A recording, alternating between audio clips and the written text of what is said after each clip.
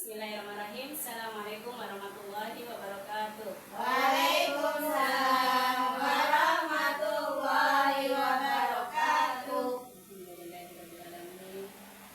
Kita bisa dipertemukan Ibu di pembahasan dari pelatihan yang saya dapat kepada teman-teman semuanya.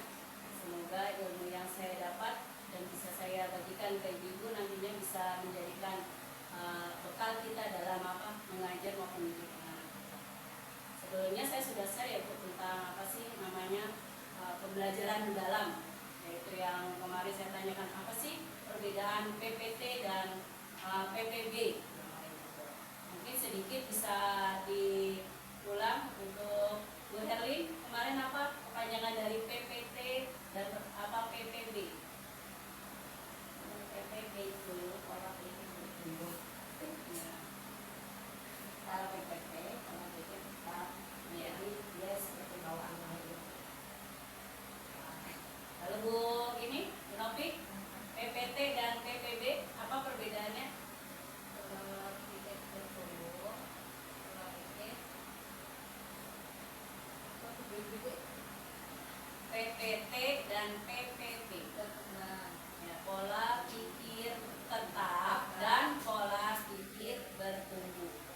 Itu yang jadi kalau pola pikir bertumbuh itu seperti apa Bu? Yaitu keyakinan bahwa kemampuan kita tuh bisa dikembangkan dengan apa? Dengan kerja keras, dengan usaha, pastinya juga dengan doa dan kesabaran kayak gitu ya. Begitu juga ketika pendidikan juga kayak gitu. Apa sih yang harus kita mulai dengan apa sih namanya dari PPT ke PPB ini? Ayo, Bu Yani silahkan coba. Apa menurut pendapat Bu Yani? Apa sih namanya supaya kita bisa memiliki apa namanya dari PPT berubah menjadi ke PPB ini? Gak usah takut salah, kita sama-sama belajar Bu. Nah, silakan boleh dicoba. untuk menumbuhkan kita yakin dengan sering latihan, belajar dan tidak menyerah. Allah tidak akan merubah nasib seseorang kalau orang tahu tidak punya sendiri. Masya Allah ya. Allah tidak akan merubah nasib seseorang kalau orang itu tidak akan merubahnya sendiri. Ya, gitu. Kalau dari Bu Herlin, kira-kira supaya kita bisa berubah nih dari PPT ke PPB, dari pola pikir tetap ke pola pikir bertumbuh. Bagaimana kira-kira? Tip atau apa caranya? Hanya berlaku.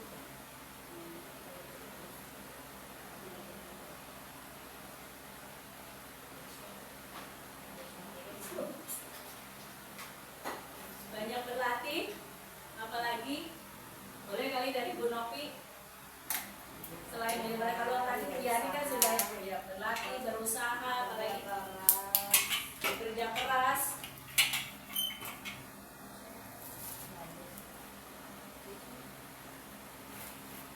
Ya, mungkin itu ya Bu ya.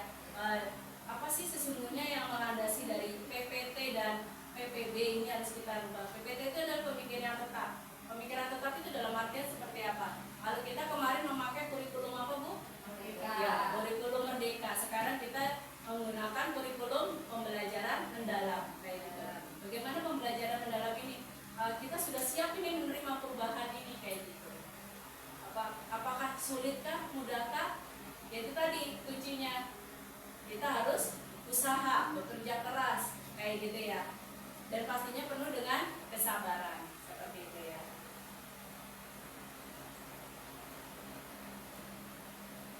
Konsep pembelajaran mendalam itu ada kerangka, prinsip, dan juga pengalaman belajar. Apa aja sih yang ada di dalam kerangka pembelajaran? Coba dari Bu Novi, coba kerangka pembelajaran itu terdiri dari apa aja?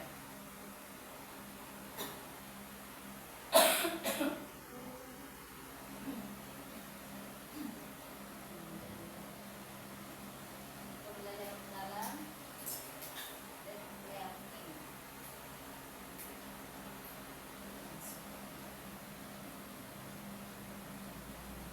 Harus memiliki apa nih kalau kita membuat kerangka pembelajaran mendalam? Pertama kali kita harus memiliki apa?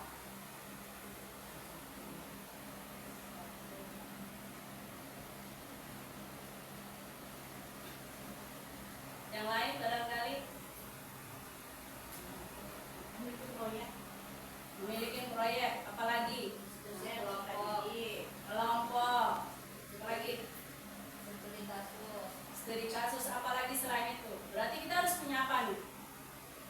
Dalam kerang belajar berarti kita harus punya apa? perencanaan, Perencanaan, apalagi tujuan. Ya, kita harus punya tujuan pembelajaran. Apa dari tujuan pembelajaran dari deep learning ini atau pembelajaran mendalam ini? Yang kedua itu ada prinsip pembelajaran. Prinsip pembelajaran itu yaitu pedoman atau keyakinan dasar tentang bagaimana proses belajar yang efektif. Kalau menurut Bu Novi, bagaimana sih proses belajar yang efektif itu?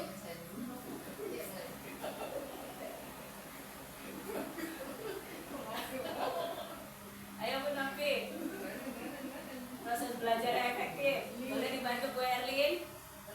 pembelajaran pusat peserta didik. Prinsip bahwa pembelajaran harus berpusat pada peserta didik.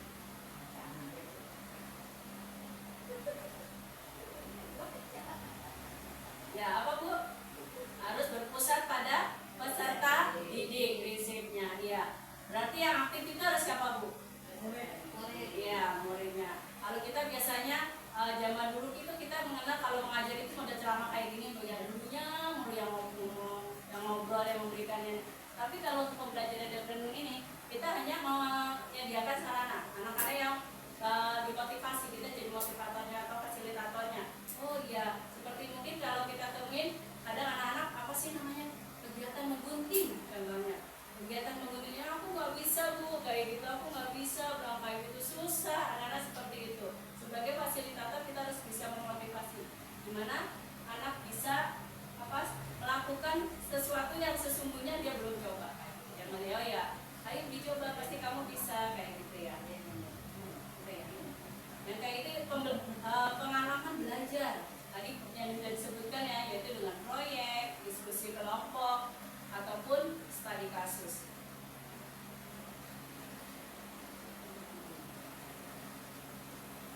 Yang ketiga yaitu menganalisis penerapan pembelajaran mendalam.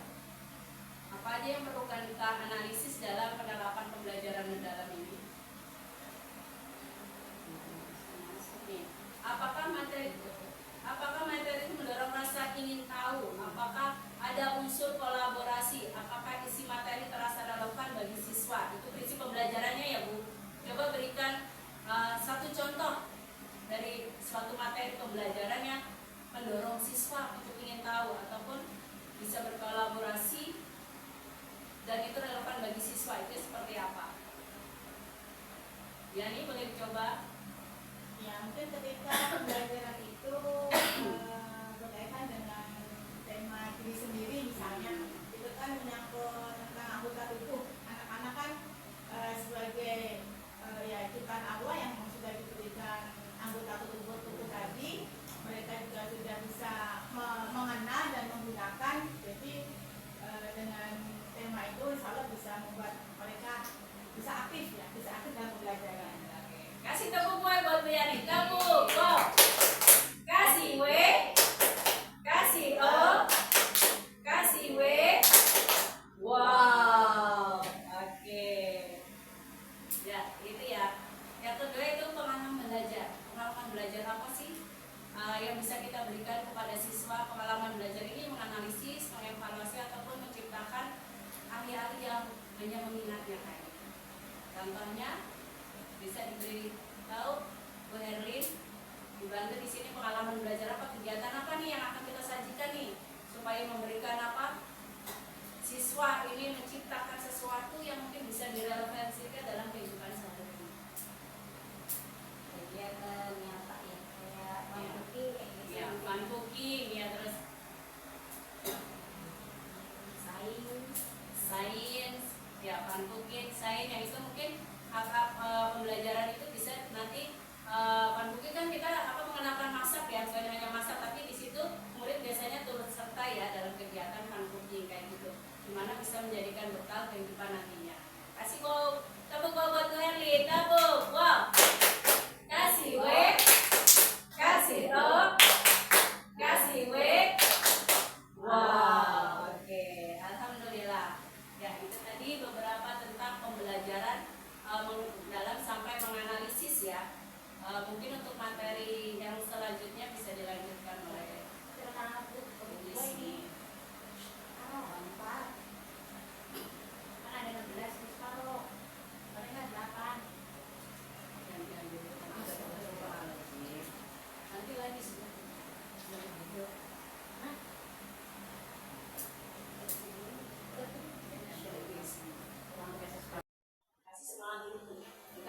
dulu, istirahat dulu deh, jangan langsung dulu deh. Biar nggak juga. Oke. Jangan takut untuk menjawab, nggak ada yang salah. Ya, assalamualaikum warahmatullahi wabarakatuh. Waalaikumsalam warahmatullahi wabarakatuh. Waalaikumsalam warahmatullahi wabarakatuh. Jangan tegang tuh, sama saya juga tegang. Ya Allah. Yuk, dapat semangat. Yes. Yes, yes, Yes, yes. We are the best, the best, the best. Yes. Oke. Sebenarnya sama itu. Saya juga lagi belajar. Jadi kita bareng belajar ya. Beberapa hal yang kemarin kita dapatkan ilmu dari sana itu sebenarnya sudah kita praktekkan di kelas kita setiap hari. Hampir semua sudah dipraktekkan di kelas setiap hari. Kemarin kita dapat ilmu ini diantaranya banyak teori. Ya, teori-teori yang ada ini di sini kita dikasih teori terus pelatihan. Sebenarnya udah ada semuanya di tiap hari kita di kelas. Cuman kita perlu mendalami semua yang ada di pembelajaran tiap hari ya, mendalami lagi. Di antaranya apa ya? Ada namanya belajar lebih, pembelajaran yang lebih mendalam. Di antaranya ya kemarin ada 3. Kita itu ada pembelajaran yang mendalam yang seperti apa sih? Gitu ya. Yang pertama itu kita harus memahami ya. Memahami dulu apa sih konsep yang kita mau bawakan, terutama kita memahami modul ajar kita. Modul ajar kita pertama apa yang mau kita sampaikan. Terus paham benar modul ajar, terus kegiatan apa aja yang di dalamnya, semuanya kita pahami. Yang kedua itu mengaplikasikan, kita aplikasikan ke murid, ke tiap hari. Misalkan contohnya kalau saya sih sentrainkak ya, itu diantaranya cara berwudu. Pertama saya pahamin dulu, oh cara berwudu itu seperti apa sih, terus apa misalnya yang penting-penting, yang wajib apa, yang sunnah apa, terus cara prakteknya seperti apa kita pahami. Setelah itu kita aplikasikan ke murid. Setelah diaplikasikan ke murid, kita ntar ada namanya merefleksi ya. Refleksi itu bisa berbentuk pertanyaan, bisa berbentuk asesmen, bisa berbentuk checklist, bisa berbentuk kayak model rapot ya, kalau nggak salah portofolio juga bisa seperti itu ya. Itu diantara pembelajaran yang kita lakukan tiap hari seperti itu. Ini kita baca sedikit masalah merancang asesmen ya. Asesmen ya, ini termasuk asesmen pembelajaran mendalam. Di sini asesmen. Nah, asesmen di sini adalah pembelajaran mendalam harus mengukur pemahaman dan keterampilan ya.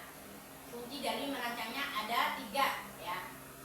Dalam merancang asesmen itu ada 3, yaitu asesmen autentik, asesmen holistik, dan beragam metode ya.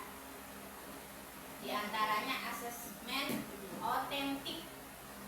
Coba Bu Nopi, boleh apa Bu Herlin gitu dah, masa Bu Nopi terus kata dia. Bu Herlin, asesmen autentik itu seperti apa sih?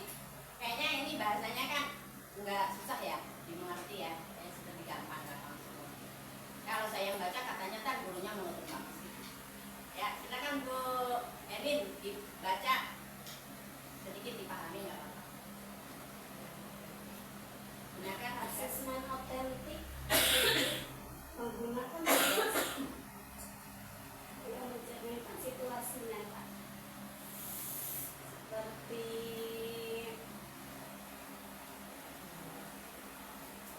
kegiatan yang real tadi ya Bu ya? Iya, Baru cooking ya? iya boleh. Ya.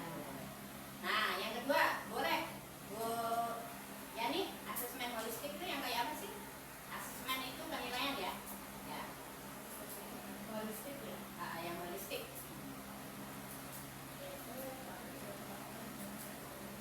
Ini lebih kepada partisipasi anak ya, keaktifan anak. Ya, boleh. Keaktifan anak ketika dalam pembelajaran itu rasa ingin tahu mereka. Kita nilai ya, pertanyaan-pertanyaan mereka. Misalkan kalau murid kita banyak bertanya itu nilai seperti apa ya, berpikir kritis ya, itu perlu juga ya. Kolaborasi usaha. Kolaborasi itu kita digabung antara misalkan yaitu digabung antara yang berpikir apa, cara kritis dan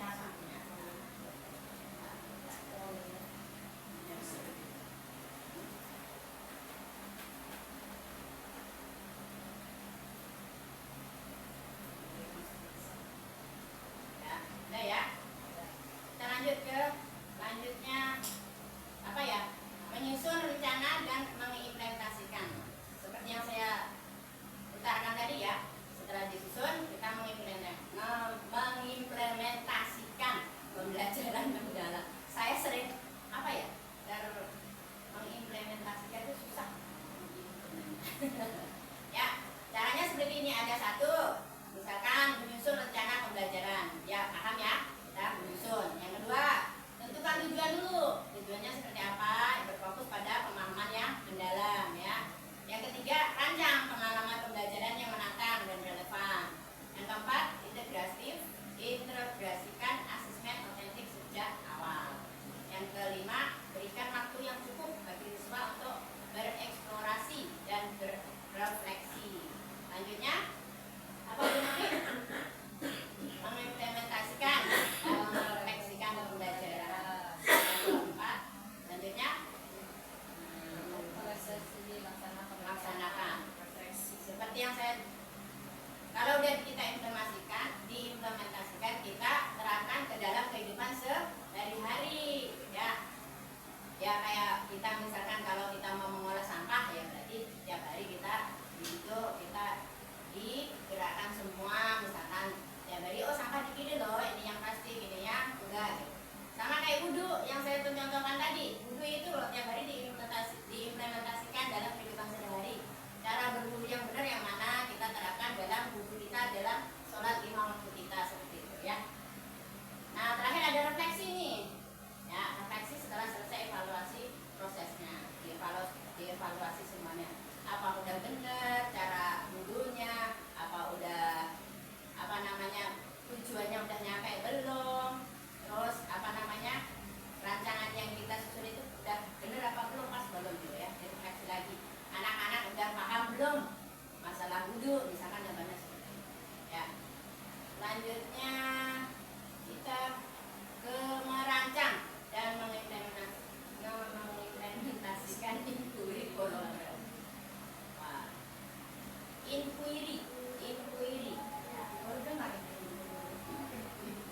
Inquiry kolaboratif adalah proses investigasi bersama di mana kelompok orang bekerja sama untuk menjawab jawaban. Sama ini inquiry kolaborasi ya. Di sini kita membuat apa ini? Apa Bu Ena? Mana buka saya?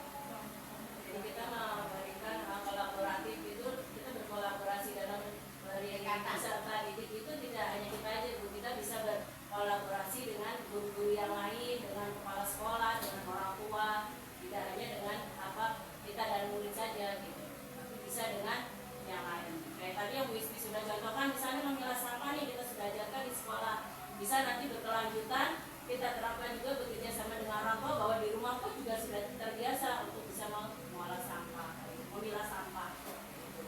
Nah, kalau guru-guru yang lain, karena kita sistemnya sentra, misalkan apa negaranya, oh iya Bu, apa sih namanya ini untuk sentra seni, misalnya si A kayak gitu, jadi dia belum bisa menggunting. Nah, kita kan belum menginformasikan ke guru warasnya, kayak itu bisa saling menstimulus di mana supaya anak itu nanti oh iya berarti untuk bisa anak bisa menggunting itu harus distimulus seperti ini kayak gitu dengan walasnya, biar walasnya tahu apa juga menstimulusnya doang, juga menstimulus tidak hanya apa guru sentra seninya aja seperti itu. Jadi kita bisa kolaborasi dengan guru yang lain, dengan kepala sekolah, dengan orang tua ataupun dengan lingkungan sekitar kayak gitu.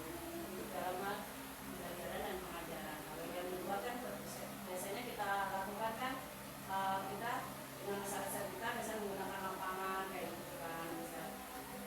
Terus apa masih banyak yang lain ya, mungkin contohnya bisa ditambah yang lainnya. Kalau yang sedikit ya tambahan ya, inquiry itu proses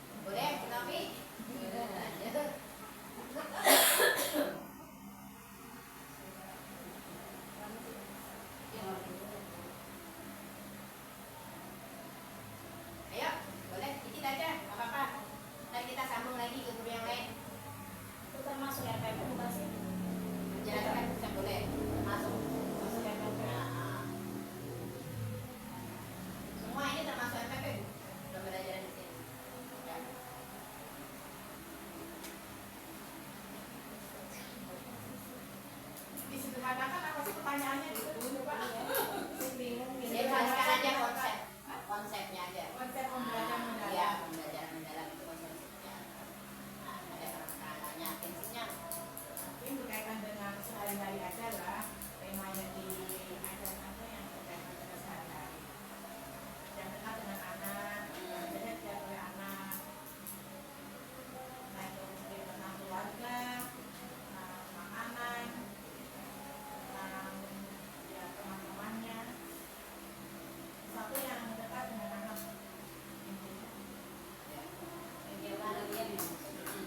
Sedikit ya, kemarin ada pemberitahuan dari prinsip pembelajaran. Di situ kemarin ada 3 tahap ya. Ada prinsip pembelajaran itu ada 3 tahap, yaitu pertama berkesadaran, yang kedua bermakna, yang ketiga menggembirakan. Nah, seperti itu aja. Jadi kita kalau mau mengaplikasikan seperti BBM, berkesadaran, bermakna, sama menggembirakan. Jadi pembelajaran di kelas itu diusahakan kita berkesadaran, secara sadar sekali kita melakukan kegiatan bermakna. Jadi kalau kita mengajarkan, misalkan kayak saya mengajarkan tentang wudhu, jadi bermakna di dalam hati, besok pengen lagi wudhu, besok pengen menerapkan lagi wudhu gitu. Sama kayak buang sampah nih, besok oh ya sampahnya harus dibuang di sini yang plastik, oh yang ini yang kertas, yang ini dibuang plastik, yang ini yang daun. Jadi gitu, bermakna di dalam hati, bisa dilakukan untuk kemudian hari. Menggembirakan, jangan sampai anak-anak itu tertekan, ya tertekan. Nah itu dia itu kita Nah, itu yang susah di situ ya. Kebiasaan itu yang ada kita perlu pengembangan itu seperti itu. Jadi itu diajarin di sini itu pembelajaran yang mendalam seperti itu. Biar kita bisa mendalami lagi apa sih yang perlu didalamkan lagi, apa yang perlu dilakukan di sekolah kita seperti itu. Ya, kayaknya cukup ya. Lanjut ya. Udah pindah semua kok. Amin. Nih, menerapkan pola pikir bertumbuh. Yang tadi. Apa? Lanjut lah. apa santai aja Bu, santai. Biar kita tahu. Kita dulu, ya kan biasa ya, ya kan ya. Menerima umpan balik. Siswa memandang fisik nomor berapa? Nomor 10. Menerima umpan balik siswa memandang kritik dan saran sebagai informasi berharga untuk perbaikan. Tuh. Menerima umpan balik siswa memandang kritik dan saran sebagai informasi untuk perbaikan. Yuk, siapa yang bisa? Dia tambahnya jawab ya. Ya, umpan balik ya. Yang jawab boleh, apalagi. Jadi kita misalkan yang ada gurunya salah nih, kita harus menerima. Gitu loh, kalau dikritik sama orang lain, oh umpan balik kita terimain. Dia mengasih umpan ke kita balikin lagi. Jadi kita harus legowo ya kata orang Jawa ya, memperbaiki. Untuk memperbaiki diri itu kita harus mau menerima kritik untuk perbaikan. Nah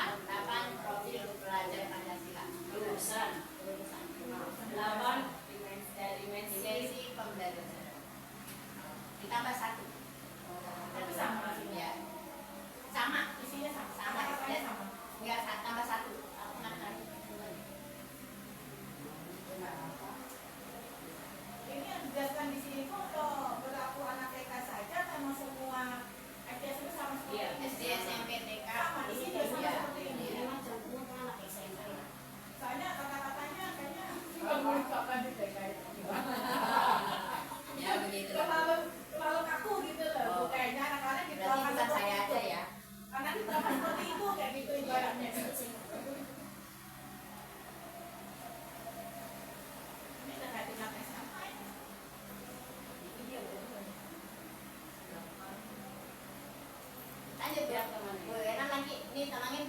Kalian mau menerangkan silakan. Yang ini lanjut. Yang konsep nih berkaitan kan ada 3 nih.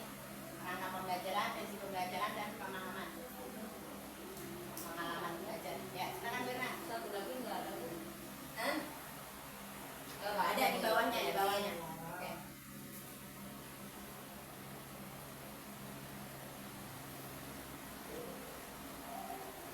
Kayaknya tegang ya Bu ya.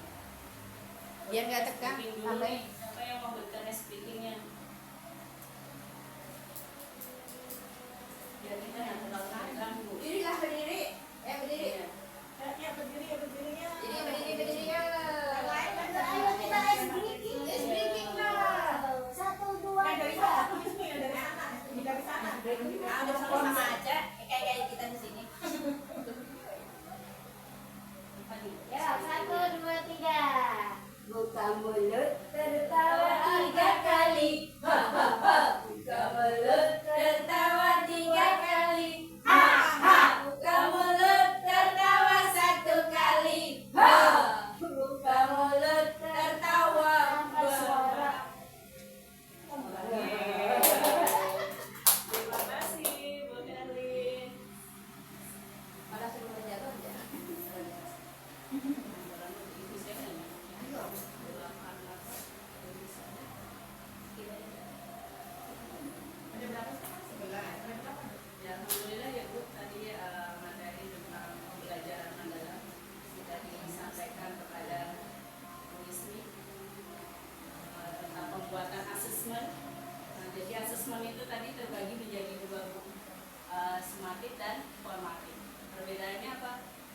Mungkin bisa dijelaskan di sini perbedaan apa asesmen formatif dan sumatif.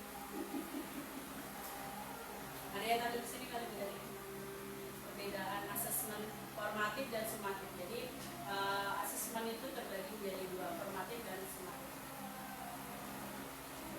Perbedaannya.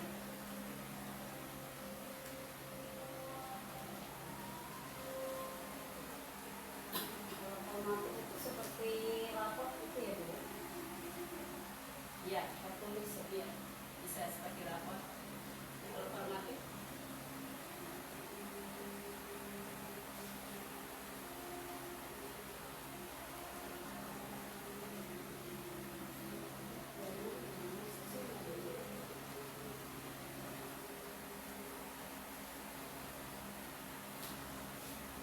jadi dalam pembelajaran mendalam ini Bu, nanti kita ada 8 dimensi kelulusan ya. Kelulusan mana yang di sini? Yang sudah di share kemarin ya ada ya, yang sudah saya share di grup. Apa aja Bu 8 dimensi kelulusan?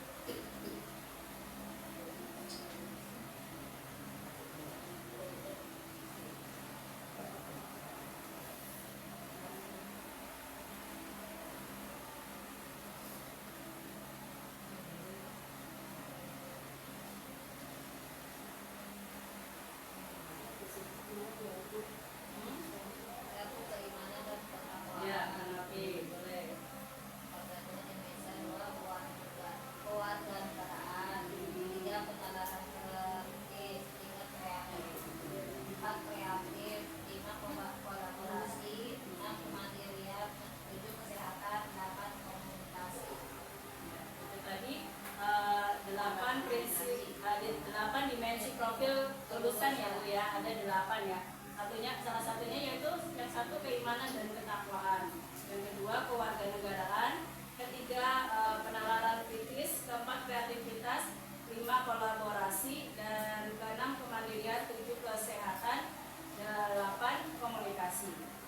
Masih ada yang ingat yang tadi disampaikan Bu Ismi, ada 3 prinsip pembelajaran mendalam. Apa aja 3 prinsip tadi itu yang BBM tadi loh? Berkesadaran, bermakna, terus gembirakan. Itu yang selalu kita bawa ketika kita mau mengajari, membawa 3 prinsip itu.